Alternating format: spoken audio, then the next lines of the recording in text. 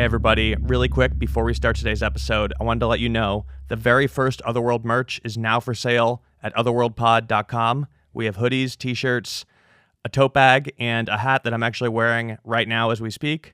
If you want to go check it out, it's otherworldpod.com, and let's go ahead and start today's episode.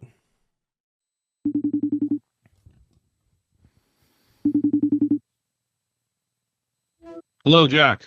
Good morning, Doctor. How are you? I'm well. How are you, man? I'm doing pretty good. I'm glad to finally talk to you.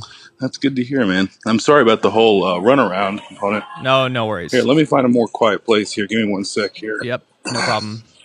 I'd like to grab some coffee here real quick. Give me a sec. Welcome to Otherworld. This is your host, Jack Wagner. Today's episode is covering a topic that you might find pretty similar to something we've discussed in the show before in an episode called Over the Fence. It concerns missing time, but it's a little different than what we talked about before. After episode 9 came out, a few people reached out suggesting that maybe Chance hit his head and had some kind of amnesia. That did not make any sense to me for a few different reasons, but the most obvious one is that I've been hit in the head many times. I've been knocked unconscious, and let me tell you, firsthand experience, when that happens, you wake up and you're very aware that something happened to you. But because today's episode concerns a similar topic, I thought that maybe it would be best to bring on an expert who knows quite a bit about amnesia and ask them some questions about what it is, how it works, what type of trauma would be required to cause such extreme cases of amnesia, and if it makes any sense as an explanation for what happened to these people. So you're about to meet that person right now. I'm Dr. Galal Sayed, and I am a fellow at Washington University in St. Louis. I had a previous focus on functional neurosurgery in my training, and I am currently focused on complex spine surgery. I am a neurosurgeon by training. That's exactly why I wanted to talk to you today. It's also made it very difficult to get you on the phone because you've been doing surgeries all week. Yeah, we're a busy bunch for sure.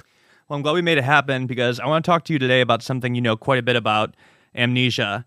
I've had an episode already of a person who has a huge gap of time amongst other strange things that they can't account for. Today's episode concerns the same topic, and I've actually had quite a few people reach out with some very strange stories involving this. And a very popular thing that people like to jump to explain this away is amnesia. It's become this kind of like catch-all explanation for anything paranormal that involves missing periods of time. So what type of trauma and how severe would it have to be to cause extreme amnesia? That's a great question, Jack. So I think most of what we know about amnesia, so to preface this, most of my training is focused on the idea of brain injury, essentially, and what that leads to in amnesia. It involves the structures of the brain that include the limbic system. So that would be the hippocampus, cingulate, and the areas in the deep brain, essentially. Injuries to these areas typically have to be bilateral to lead to forms of amnesia. Things like anterograde and retrograde amnesia usually involve bilateral injuries to these areas. Really, the best description I've seen so far and most recently is in a 2019 paper in Nature Communications that describes 53 lesions that were combined together to describe pretty effectively where in the brain you'd need to have injuries to cause not only amnesia, but also, if you will, memory enhancement or anti-amnesia. So, and these are usually for episodic memory, for short-term memory. So I feel that we've gotten to a point now where we have a pretty decent understanding of which areas of the brain are most responsible for memory. And unfortunately, it seems to be a relatively large network, so you can't really pinpoint it to one place in particular. But if you were, it would be an area called the subiculum, which is part of the hippocampus, and an area called the entorhinal cortex. So this is the interaction between the cortex of the brain and the deep brain, which is the hippocampus, that play a large role in memory. So is there a dumb guy version of that you could tell me really quick? Yeah. No, I can simplify it, sure. Like, how hard does somebody have to get whacked in the head to forget 10 hours of their life? That's the hard part of that question, right? Because typically and traditionally, it's a pretty big injury. It involves having to remove 2 areas of the deep brain. But I think more recently we've seen that in this 2019 paper, there are sometimes very specific places you can impact in the brain that can affect episodic memory. And typically, though, it does need to involve two sides of the brain. So it's generally not it's more of a general, like more of a problem with the whole system, not just a problem with one specific location. Oh, so it would have to hit two sides of the brain? Typically to involve to create some kind of amnesia. I mean, there's a whole other section of you can hitting one side of the brain, but those are much more rare, but it's possible. So is there any world where somebody would get amnesia when they're just walking down the street or on a trail, just doing nothing? Yeah, there are a lot of reasons why that would happen, but most of those reasons are going to be denial of blood, so we'd say vascular issues, and they don't have to be for long periods of time, or they can be involved in aberrant circuits, kind of like mini seizures, if you will, and it could also come from underlying disease, so that lead to a seizure or lead to a vascular issue. But you could be walking down a trail and it's possible. So it sounds like rare but possible. That being said, if any of those things happen to a person, when they came to, they would probably notice some kind of side effects, right? Pain, confusion. I'm sure there's side effects. It wouldn't be like nothing, right? Yeah, if there is trauma, that they're definitely going to notice that. If they had a true stroke and not just a transient ischemic attack, what we call TIA, they would most likely recognize that. Most TIAs you would recognize too. And when people do get this, like, what are they forgetting? What is the experience of it? Is it just like, hey, how did I get in this room? Like, what was I doing? Forgetting somebody's name? Or is it entire gaps of time? Like, I have stories of people with huge hours of unaccounted for time. Is that normal? Like, what is the common amnesia experience? Yeah, I think that they would usually forget an episode of time that's on the scale of seconds to minutes, essentially. Typically, longer than minutes, it kind of enters that field of, is there underlying structural disease, or is there underlying issues with the circuitry of the brain that lead to states called dissociative fugaes, and these types of there are stories out there of people losing their identity and losing who they are for months at a time. And these that starts to get into the world of at least to me, the very interesting and the kind of unexplained. I think there's a lot written about it, and I think a lot of the way we know these diseases is by understanding injuries to the brain. And I don't know of an injury or an area of the brain or a group of areas of the brain that, if they're not working, would lead to a fugue state. I don't think we conclusively understand that from the perspective of brain structure. So it sounds like this is pretty uncommon for somebody to have hours of time they cannot account for. Yeah. For that length of time, hours, I would say it's relatively uncommon. I don't have an explanation, like an acute injury, that would lead to an amnesia state for hours and then everything's back to normal. Well, Dr. Galel, I just want to say, completely hypothetical situation that I'm totally making up, has nothing to do with this episode. If I were to tell you that, say, I was crawling around in the ground one night, regular night, and suddenly it flashed forward into the future many hours later, and I have no idea how I got there, no explanation whatsoever, what would you say? I would, my first thought would be, I hope everything's okay, obviously. And really, that kind of a time frame, I would recommend you go get checked out by a physician. That amount of time concerns me that something, it's had something to do with toxicology or something poisonous or something that you may have ingested or inhaled that prevented your brain from forming new memories during that time period. No different than what we call milk of amnesia in anesthesia, which is propofol, that induces that state very reliably, obviously, for surgeons. So we know how to cause it with medications, but a jump cut in time, it's hard for me to pinpoint an answer as to why that happens.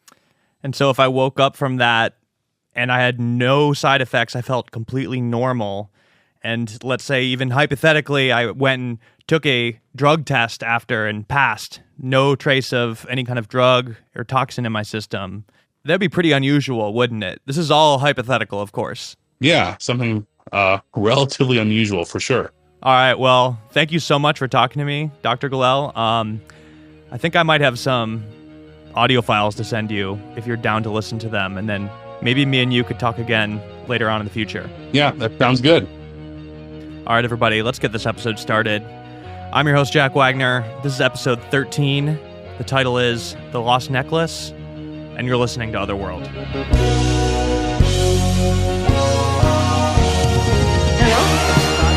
in here? Yeah, let us know when you're ready. Okay. It's not more than This is a story about.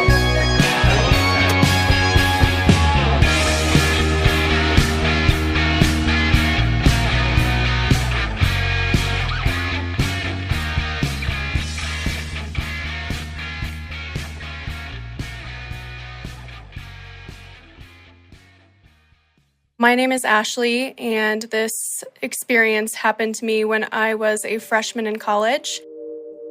I was a soccer player on the soccer team at the University of Northern Colorado, which is in Greeley, so pretty close to the Colorado State University, about 30 minutes away from there, but it is more of a farm town up there. I think that it gets the reputation in Colorado of being kind of more of a farm town, and not as big of a presence as CSU or University of Colorado. But I was, like I said, freshman in college and a soccer player on the D1 soccer team up there. I joined the team pretty late, about 2 weeks before school was actually supposed to start. So for that reason, I was not considered kind of a starter on the team, and I did not travel with the team. And I was dating and started dating my boyfriend at the time, who was also a freshman in college, and he was on the football team.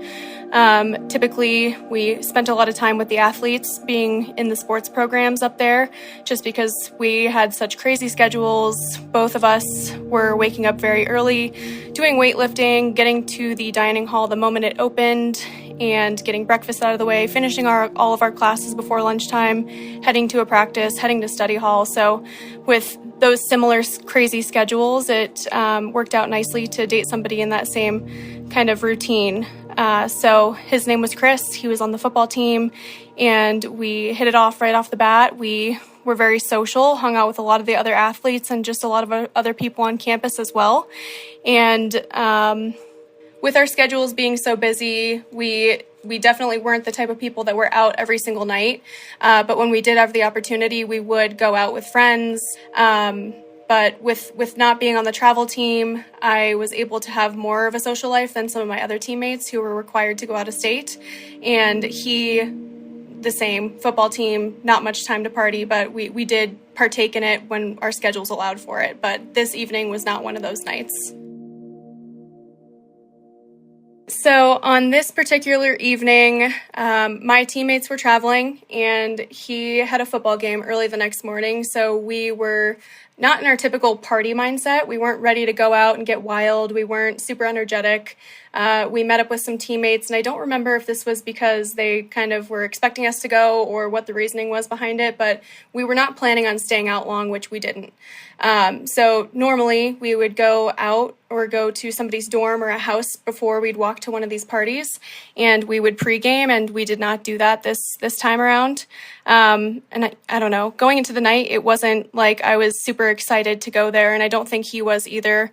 When you have in the back of your mind that you have obligations the next morning, you're not as energetic as you would be knowing that you have nothing going on the next day. So we met up with his teammates at the dorms, and we walked over to a house party. And in Greeley, house parties were really the only thing that you could do on the weekends unless you were 21 and you went to the few bars that we have in town. So we'd meet up.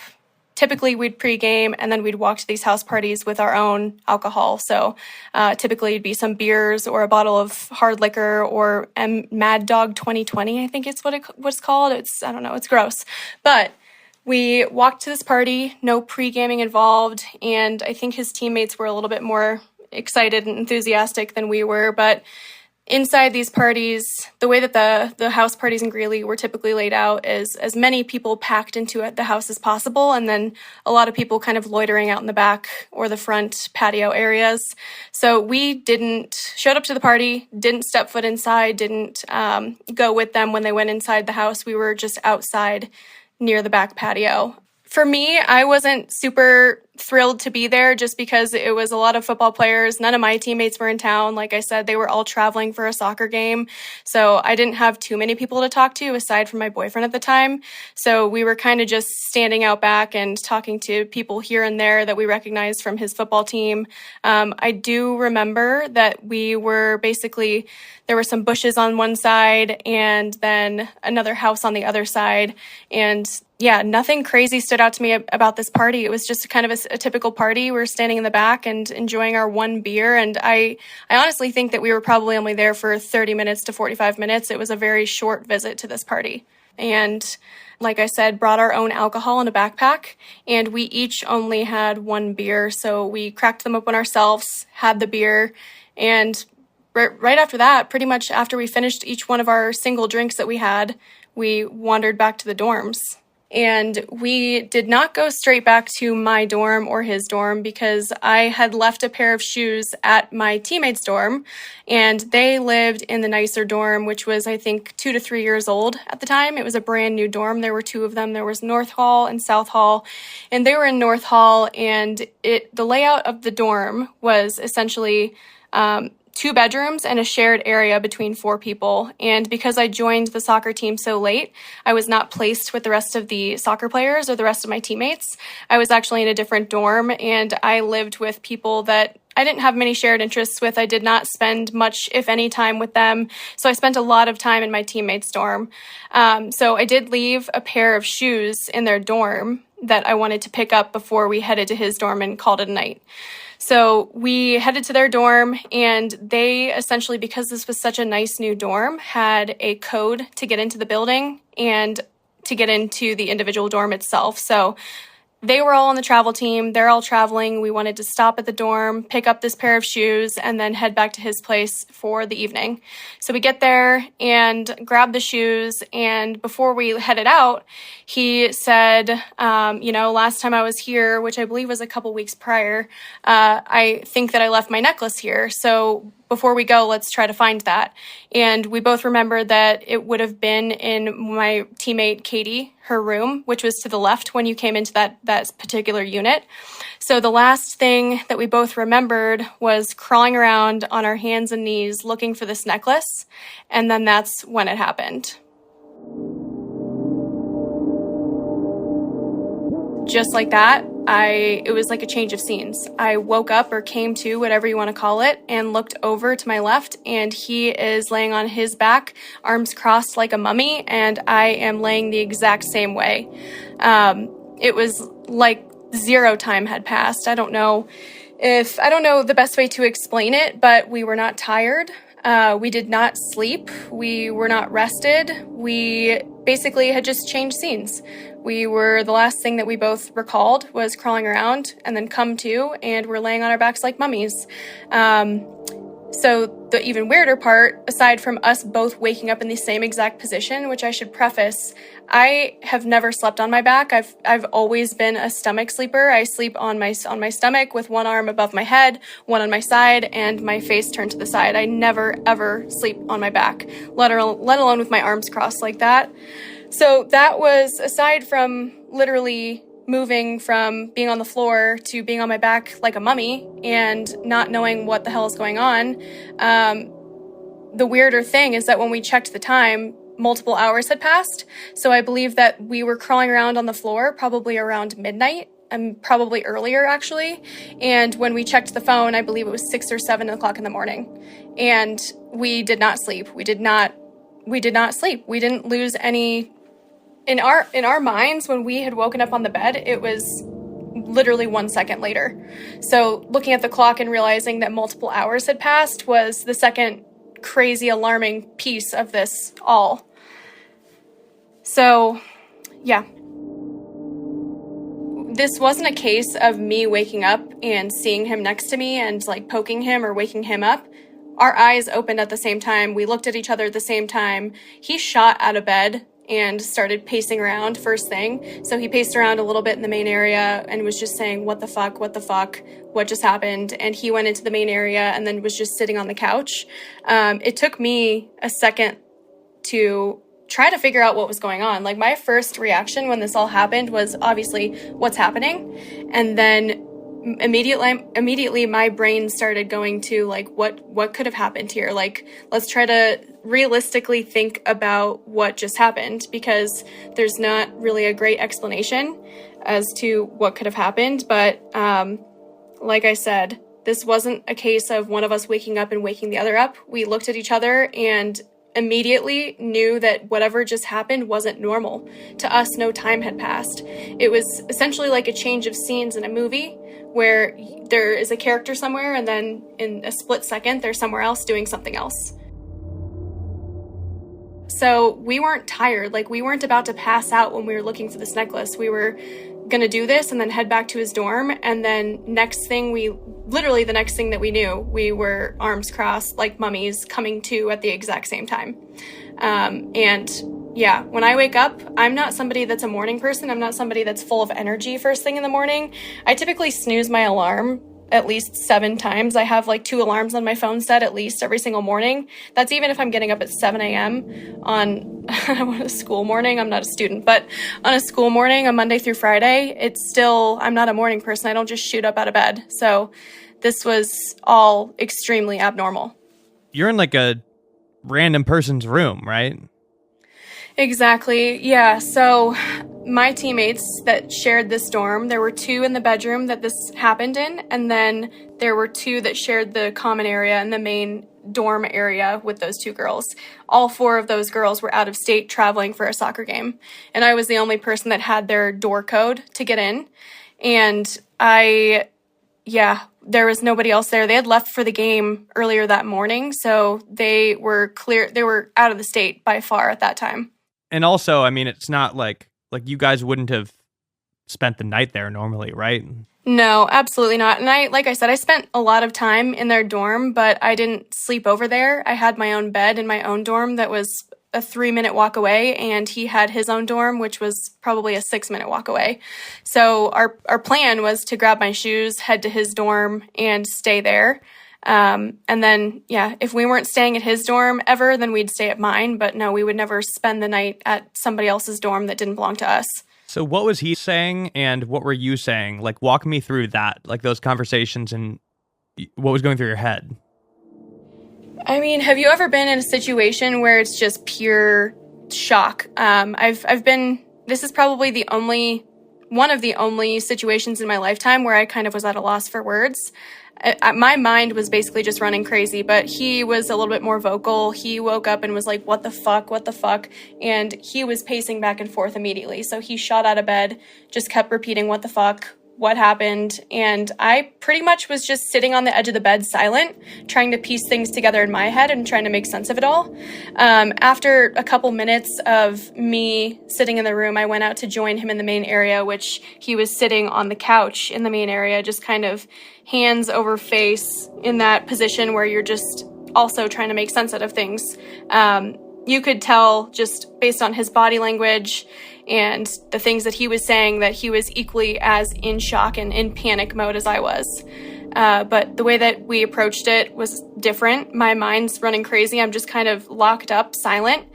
And while he's in the other room, hands over face or pacing back and forth, I am sitting on the edge of the bed trying to make sense of it, like I said. So for some reason, the first thing that I did was start checking my body.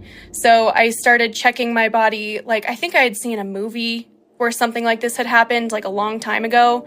And this sounds corny, but in the movie, I think it was like some sort of alien movie, but they had some sort of like insert behind their ear. So for some reason, I was checking behind my ears, like checking my head, checking all over my body for scrapes or any sort of like incision that I could find. And to this day, that's still so weird to me that was like the first thing that I did. And I still don't really know why. But I wasn't able to find much of anything on my body. I wasn't sore anywhere. I couldn't find any bumps or bruises. I couldn't find anything. I didn't feel physically off in any way, which just made it even scarier. You'd think that if this was somebody else's doing, if somebody came in or did this to us, that I'd be able to find something on my body. But nothing. I couldn't find a thing. So I went out to join him, and we both just kept saying, what happened? Like, what? And we obviously talked about what's the last thing you remember, and it was the same. It was crawling around on hands and knees, and then we cleared up right there, and then what happened? And it's then I woke up right next to you. So it was not one of us remembering something differently. It was not one of us with more recollection of the time missing. It was the exact same kind of jump cut in time. What were you wearing when you woke up? I was fully clothed. I was still wearing all my clothes. I was still wearing my shoes. So I wasn't wearing anything differently. I wasn't naked. I was the exact same way that I was dressed when I was crawling around on my hands and knees. And he was as well. Shoes and everything? Shoes and all. The shoes that I came to grab from the dorm, actually. Is Chris a big guy? I can't imagine it makes sense that you would even accidentally fall asleep in a bed like this. You guys are probably... I imagine he's a big dude. Yeah, he is 6'4". I couldn't tell you how much he weighs, but he was on the football team, so he's a big guy. And I am 5'6.5" and a soccer player, so pretty muscular. And these beds are typical dorm beds. They're twin beds, very small. Sleeping on an average night was pretty crammed with the two of us. Being 6'4" in a twin bed in a dorm, his feet, I feel would hang off the end of the bed.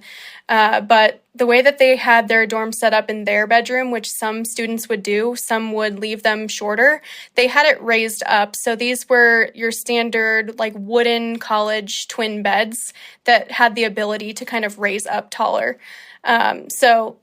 Thinking about somebody or something trying to lift a 6'4" dude on a football team up onto this elevated bed is just insanely hard for me to justify in my head. Oh yeah, I didn't even think about that. If you guys were inhibited in some way, it would be hard to get up there. Can you walk me through what happened again, right when you woke up? He's in the main room, and we're just basically when two people are in shock and they're just trying to figure out what's going on, the dialogue is pretty limited. What happened? What's going on? What do you remember? And then from there, I think your mind is pretty much still just in, fight or flight mode. You're trying to figure out what's going on, but you can't really put that into words very much. I would say that we left obviously very shaken up. We were going to walk back to his dorm now that it's morning time, and now that this crazy experience has happened to us, we're going to walk back to his dorm before his football game, which is in a few hours. And I would assume, would have wanted to get some more sleep, but we're in shock for the next several hours before he actually has to go to his football game. I remember we finally, after a couple of hours, were starting to talk about just different things that this could have been. And most of these things are not normal explanations. We worked through the typical explanations pretty early on, which included, did we get roofied? Was there something in our drinks? And every single one of the basic explanations that you could think of, we had a counter for it, and we, basically could exclude those.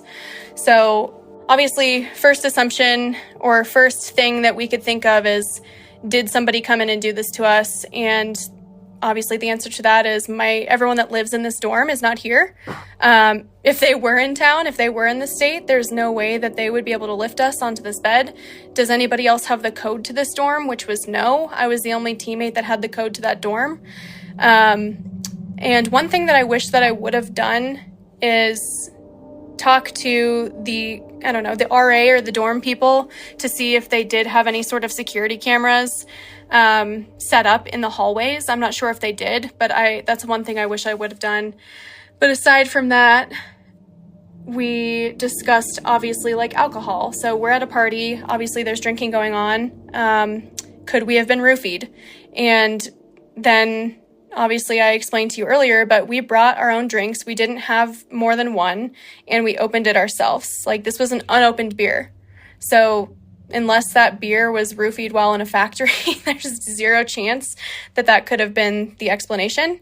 And also, we were fine walking back to the dorms. We were fine when we were looking for the necklace. We were not impaired at all. We were totally fine. So... And you woke up feeling fine? Woke up feeling fine. No headache, no hangover, no fatigue, nothing. Like, we felt totally normal. When you guys were trying to figure it out, like, was there anything that you kind of considered as like, oh, maybe this happened to us, even if you eliminated it? Like, what were those things? Drugs. Like, people ask if there was any room for drugs. No, we were both, I mean, at least he was. They didn't take drug testing as seriously on the soccer side, but he was drug tested, and there was 0% chance we weren't offered anything. We didn't take anything. We didn't, there was, I mean, that's just... I don't even know if we want to include that. We didn't do drugs. I mean, also, there's not a drug that does that. If there is, please email me because I want to use it for flights. Yeah, exactly.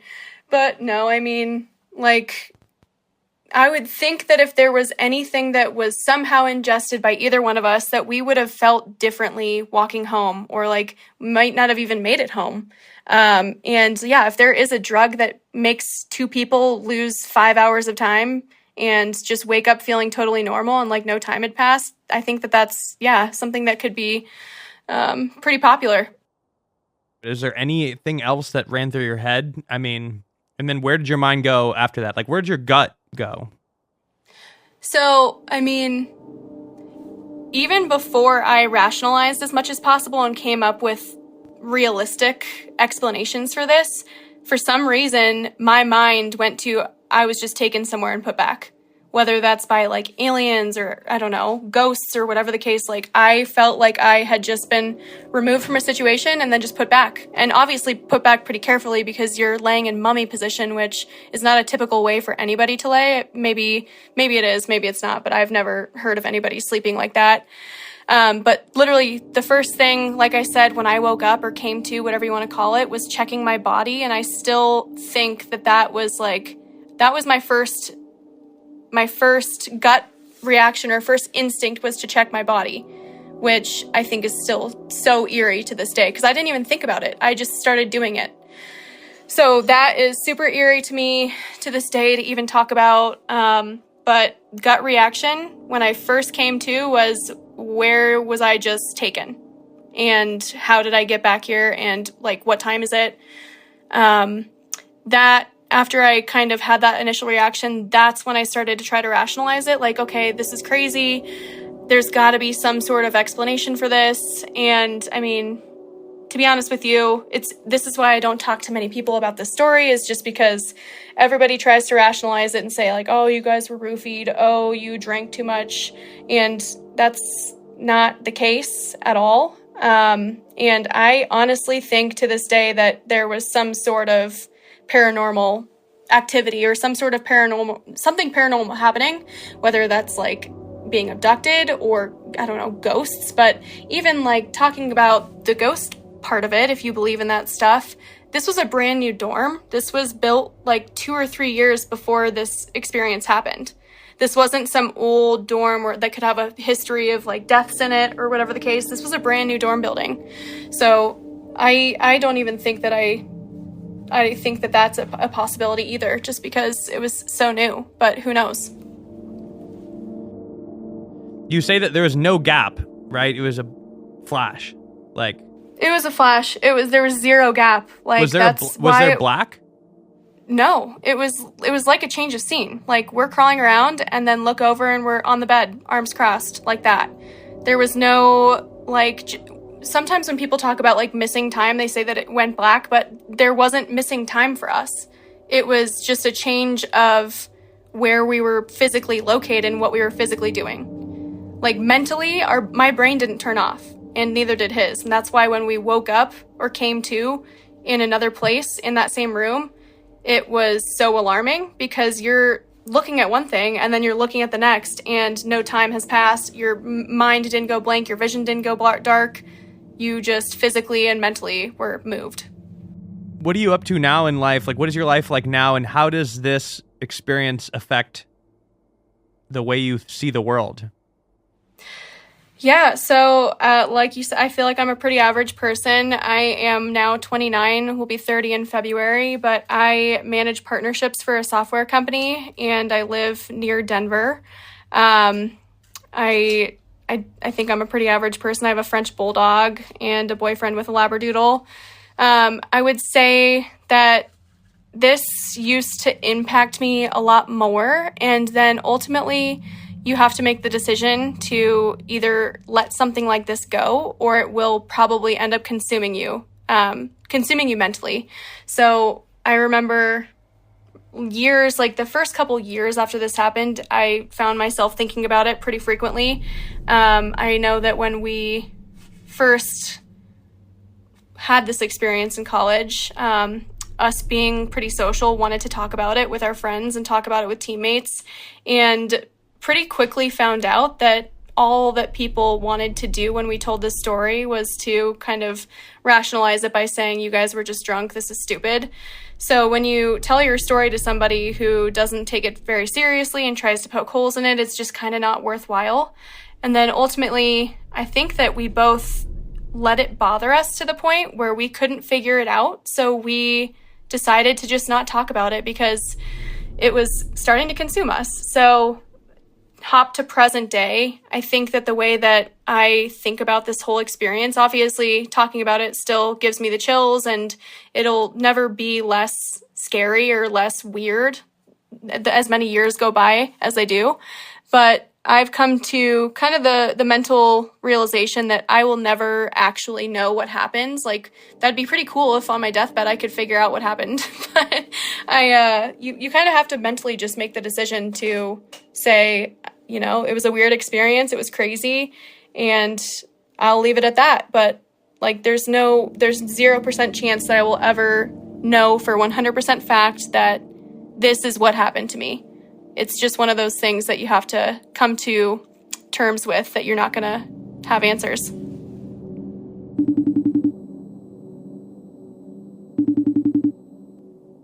This is Chris. Hey, Chris, it's Jack from Otherworld. Hey, how's it going? Good. Is this a good time to talk? Yeah, I got about 30 minutes in the car. First of all, do you mind if I record this? No, it's fine. So how's it going? Nice to meet you. Good. Just working, just driving down to Trinidad, Colorado right now. I own a commercial roofing business, and then I'm into energy as well, energy development, where we develop microgrids using renewable technology, energy storage, like graphene battery supercapacitors. So that's a project we have going on down in Trinidad right now. So I heard Ashley's full story yesterday. I wanted to talk to you to just basically hear your side of things, if you don't mind telling me, because it's amazing to have a second witness, but also I just wanted to see if you guys remember it the same way. Yeah, and just a disclaimer, I know Ashley's probably a little more detailed and has a better memory than me. I'll give her that. From what I remember, it was, say it would have been like October, because I think it was a Friday night, and we were, we had a football game. I was a redshirt freshman, and so we had to be up and probably like 7:38 in the morning. The redshirt freshmen always had to be there a little bit earlier, getting things ready to go for the day. And so we went out probably 8 o'clock, 9 o'clock, and just hung out with some buddies, some friends, and then from what I remember, I don't think I drank really at all. I don't think we really drank. If we did, it would have been more than like one beer.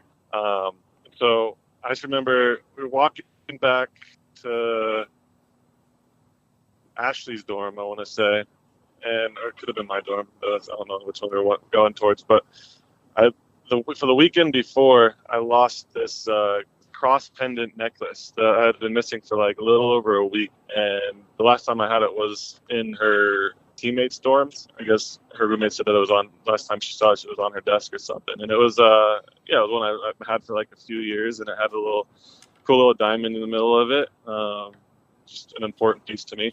And so we were just walking by that dorm, so we decided to go up and check it out. I think they were traveling, so none of her roommates were there. I remember like me having dialogue, being like, because I was kind of upset. I was just like, where do you think this thing could be? Do you think this roommate could have taken it? I remember like maybe accusing her roommate of stealing this or something and doing this or that with it. And the last thing I really remember was both of us in that room, and I was looking kind of below the desk where they thought it was, and then that was literally the last thing. I was like, I had the chair pulled out, and I was pretty much underneath the desk looking for it, and then it just skipped. After I just like remember waking up, and I was on the inside of Ash, like the closer to the wall, on the like a dorm bed, and I just woke up super confused. Like, I wish I knew what time it was. I still made it to our game day stuff, but walked out to the couch and just sat there for a few minutes, just trying to think on what the hell happened. We were both just kind of like, what the F? Like, it was kind of like a little bit of silence, because we were both kind of just like bamboozled and had no idea why we got to where we were that morning, both on this like bed, which we would never ever sleep on that bed either. The roommate who does sleep in that bed was like, for lack of better words, kind of grossed us out. So for one thing, I never would have even touched that thing. I don't really want to get into the details of it, but yeah, she just could use her imagination. It's not a bed I would ever sleep in. We talked about it, and neither of us could figure out what happened or how we got to where we were on that bed, and then just woke up like what was probably about 10 hours later and had no explanation on it. You're using the phrase woke up, but did you think you went to sleep, or like how did your brain perceive the transition of time? There was no, like it was just like a blip. Like there was just like, it was just like skipped to, I wouldn't even say I woke up, because I wasn't even like tired. I just like my eyes open, and I just like wake up panicked from what I remember. I just like woke up, and I was just like looked around, and I was fully clothed, and Ashley was too.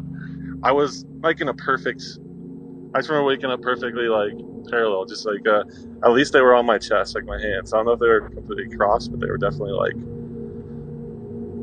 it wasn't a natural sleeping position. Let's just say it's not a position that I usually sleep on my side or on my stomach. I'm not a back sleeper. I mean, usually when we were boyfriend girlfriend, we'd be like cuddling and stuff, especially if we passed out together, and we were just fully clothed, just like pretty much parallel to each other and on our backs. It was just like a glitch, I guess I could call it.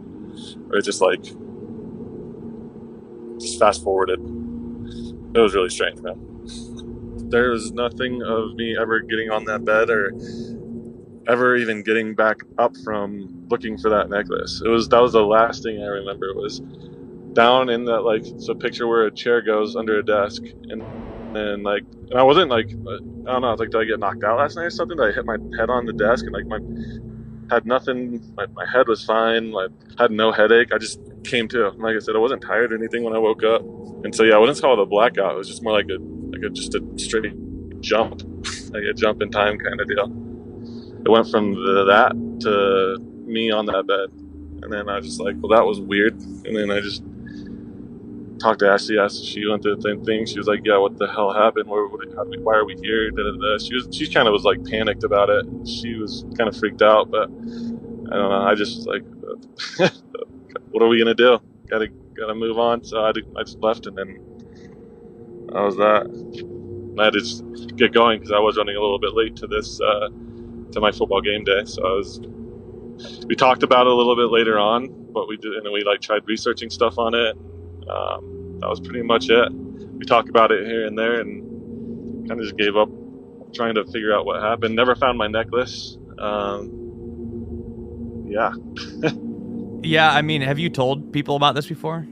Yeah. I mean, I've talked about it, but it's not like there's just no explanation for it. So I mean, I know people would probably just be skeptical about it and be like, oh, this happened, this happened, this happened, that. Like, probably bonk your head, probably just lay down for a second and pass out. Like, I know for a fact I would never touch that bed, for one, and I know for a fact we weren't in any kind of like impaired way, and so sometimes it's not really worth that conversation. But I'm not a superstitious guy at all, so I try and just to be as realistic as possible. Thinking that, I don't know, like I hit my head or something, and then I don't know, ended up there. But even then, it's just like nothing. It doesn't make sense at all for both of us to end up in the way we were, laying on that bed, fully clothed, just not even under the sheets or anything like that. Nothing makes sense about it. So I don't know. Like, the room was perfectly fine when we woke up. There was nothing like out of place or destroyed or anything like that. So if it was just me, that's the other thing, is that it happened to Ashley too at the same exact time. So it's just like that's the big mystery, and that's what really freaks me out. So Ashley wasn't there to do that, to go through that entire thing with me and have the exact same account as me. I would have thought that, like, shit, did I get a concussion in football this week? Am I experiencing some CTE or what? Did I just have my brain just mess up? But for both of us to happen at the exact same time, it says a little different story for sure. I guess something paranormal could probably be the only explanation for it, but what that exactly is, I would not be able to speak to, because I'm just not that versed on paranormal stuff, I guess. You know what I just thought of too? Like, you work in energy, right? Do you work in like gas at all, or is it all electric? So the stuff that I do is on oil and gas fields. I was just going to ask, like, if you knew anything about gas leaks or anything, because like I don't even think that could cause it personally, but I wondered if that was you a knew. thought as well. We had some poisoning with the antidote. What kind of poisoning is that? You just feel it. We wouldn't end up the way we were, I guess. I think I would probably just passed out right there, right? Like, I wouldn't have the wits. Yeah. And I don't know if it would just be centralized to that dorm. It's not a dorm that had its own kitchen or anything like that. It was just like a living room and two bedrooms in it. So I think there'd be other people that would have felt that and smelt it. That was a really new dorm as well. It was like the newest dorms on campus, the newest and nicest ones. We were on like the 6th floor. So I feel like that would have happened to other people, and there would have at least been like a alarm that would go off or something. So I don't know. How does this fit into your life? Like, what do you do? What did you do with this memory? Nothing. Like I said, I just moved along. I pretty much just like said that happened, and it is what it is. Hasn't happened since, I don't think, and it hadn't happened before that. So maybe if it was like a recurring thing, I'd probably want to try and figure out a remedy, or really figure out why this is happening or why I'm jumping. Because I mean, that was a full 8 to 10 hours of my life that was just gone. That happened instantaneously and with no side effects or nothing to show for it. So once I couldn't figure it out, or I couldn't come to a conclusion of why or how it happened, then I just let it go, just put it to rest and moved on. Why is that, would you say? Whereas like some people would think about it for a long time. I don't know. Just for the mere fact that I'm really busy and I got other things to work on and do, and dwell on something that I can't prove and figure out. I think Ashley, she dwelled on it a lot more than I did. I move on to things a little bit easier. But I think it's really spooked her. But I was just like, how are you going to let something that you can't explain have such a big effect on you? I think this happens to a lot of people, that they just don't really like me. Like, I never would have talked about this to anyone or really brought it up. But I think a lot of people just like kind of push it in the wayside, and it's like it happened. And as long as it didn't like put a huge effect on their life, there's not really much reason to dwell on it. I think it happens a lot more than we probably think. Probably no. And more than people want to talk about. Some people are probably embarrassed about it because they think that people will just kind of throw it in their face, you know.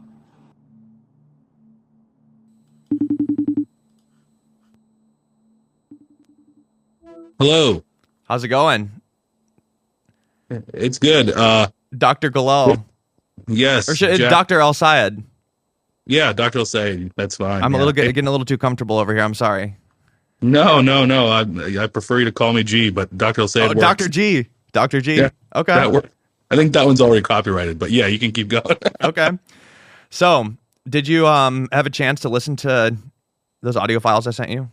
Yeah, boy, that is a very unique story. I mean, pretty pretty unsettling what she and her boyfriend went through. I mean, that's a very scary event. It is so weird that is two people who experience the same event together in that circumstance. It's very, very weird. Very, very Pretty unusual, right? Yeah, I would describe it as extremely unusual for sure. I mean, I think the fact that it was two people really changes a lot of things. I mean, do you have any hunches or initial instincts, or what are your other reactions to this? You know, these kind of situations that involve more than one person, they transgress a few fields. In psychiatry, they would describe it as a faute à deux, if it's like a shared delusion. But these two sound to be, you know, and I'm not a psychiatrist, but they don't sound to fit like they fit that profile. In neurosciences, you know, I worry about things like environmental effects, like gases, for example, or toxic gases like carbon monoxide, of these things, but they tend to have more long-term effects. I worry about electromagnetic waves playing a role, or high-frequency ultrasound, but these things are, you know, very rare and expensive equipment, and of no need around these areas. So, you know, as a neurosurgeon and as a scientist, I'm stumped here. This seems pretty unusual. Yeah, I mean, the only thing that I could possibly think of would be some kind of gas poisoning, which would probably be carbon monoxide. But I did some research, and essentially the amount of carbon monoxide it would take to knock a person out like that instantaneously would definitely kill them if they ended up sleeping for 10 hours in the same room with it, or even just for like a couple hours. At the very least, they would have side effects when they wake up in the room with the carbon monoxide leak. Yeah, there'd be more long-term effects to that situation. So I can't really explain it with a gas like radon or carbon monoxide or something of that nature. It seems to be a very unique situation. And you know what is interesting? Like, another thing, even if they were in some kind of like disoriented state where they weren't forming memories, you would think that they would pass out on the floor or something, or the room would be messed up. Like, there'd be some kind of evidence. They wouldn't wake up at the exact same time neatly in this bed that's like 6 feet off the ground, fully clothed too. No, I mean, for you know, there are people that sleepwalk and have these states where they don't have memory in play, right? The brain's still working, you can still move your body, but you don't have memory in play. Honestly, I don't have a very good theory when it comes to two people in a room who've had a global transient amnesic state between the two of them that both involve movement and having the same exact profile where they're not injured and there's no injuries and no issues, and they just both had a jump cut for 10 hours. That seems, I don't have an explanation for that at all. Dude, it's such a weird story with those two. It's a totally weird story. Like that is, you know, I don't want to cast doubt on the story itself, you know, but you're just automatically like, did that really happen? Come on, dude. You know, that kind of thing. And that's not good, because they've gone through, people who go through these types of things, that's what they get all day, right? So they get exhausted of it and don't want to talk about it again, and they start questioning themselves. You really don't want to gaslight people who've gone through something scary like that, right? But at the same time, it demands somebody trying to be rigorous in their mind about the situation.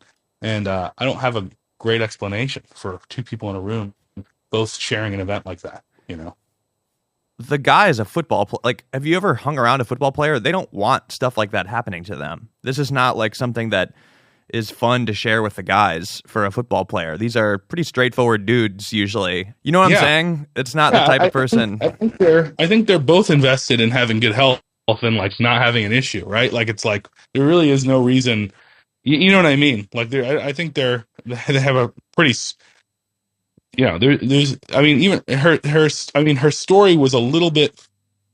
The only time that I was like, wait a second, was when she brought up Mad Dog 2020. I was like, why are y'all doing that? You know what I mean? Yeah, well, I mean, they weren't drinking it that night. I know, but that was the only flag of like questionable lifestyle choices as an individual. I mean, I don't think that's questionable at all. I think there's a lot of people out there that grew up drinking Mad Dog 2020 and some of them even grew up to be successful podcasters that had, a podcast number 7 on the Spotify charts recently, maybe. It's nothing wrong with it. I see that you are either sponsored by the institution that produces Mad Dog 2020, or you have some kind of conflict of interest with them because you have an incredibly tight emotional attachment to Mad Dog 2020, sir. Look, I'm not going to comment on that, but I guess one final question before I let you go. What do you think of everything that I do on this podcast here with all the paranormal stuff? What do you make of it? Yeah, I think the human body and what we do in the biological sciences, it's like a reverse engineering a 2 billion year old machine, right? And I think there's a lot out there that we don't understand, and it's a noble activity to try and give the world meaning and be able to share that with one another. So I applaud your effort, and I encourage you to continue. Wow. Well, I certainly will. And with that being said, that brings us to the end of this episode. I want to thank Dr. Galel Al-Sayed for joining me and lending me his expertise. This has been episode 13. I'm your host, Jack Wagner, and you've been listening to Otherworld.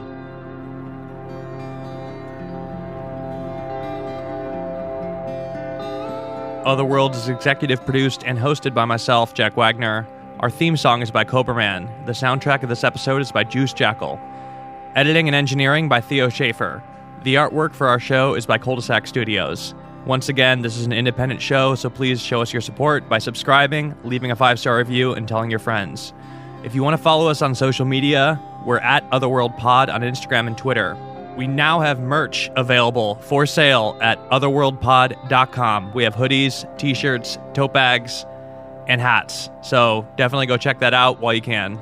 Also, if you or somebody you know has experienced something paranormal, supernatural, or unexplained, you could send us your story at stories@otherworldpod.com.